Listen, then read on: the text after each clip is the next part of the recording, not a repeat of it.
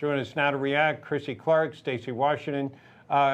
Chrissy, your feelings about the status right now, Ukraine, Russia, what do we take out of this? Well, at first I was, very confident in Ukraine. I think it's amazing that they're standing up for their country, especially as we see Quinnipiac polling showing that Americans really probably wouldn't be doing the exact same thing.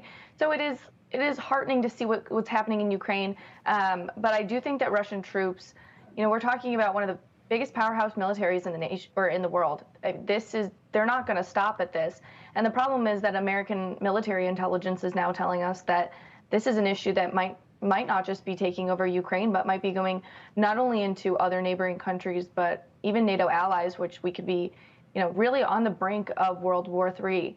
And I don't mean to be alarmist with it, but we're looking at people inside the Pentagon saying that this is one of the scariest situations that they've seen thus far in terms of world relations in this century.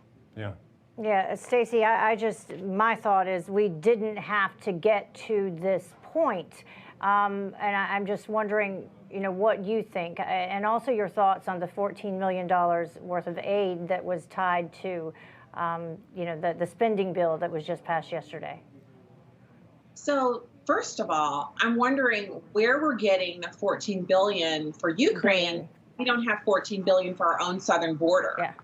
So, it's akin to me saying, hey, Heather, let's you and I get together and send $300,000 to, some other television station or something, or some other radio network. And, we have bills that are unpaid where we work. That's ridiculous. We shouldn't be doing this as Americans. And make no mistake about it. I oppose Putin.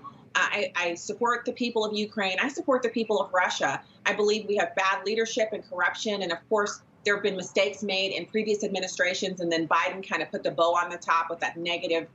Really, it was a downgrade for us as a nation, the way he pulled out of Afghanistan. That weakened us and strengthened Putin. And then you have this situation where, we've given ourselves an opportunity to be beholden to Russia and now Iran and Venezuela for oil instead of making it ourselves. We have so much here under the ground, enough to last us 300 years at least. And that's just for starters. That's just what we know about. So we're doing the wrong things here. We're giving money to people who our private sector is already providing aid to Ukraine. We're already doing an amazing job as a country of supporting them. We don't need a government expenditure. And as a taxpayer and a fiscally responsible person, it just doesn't make any sense.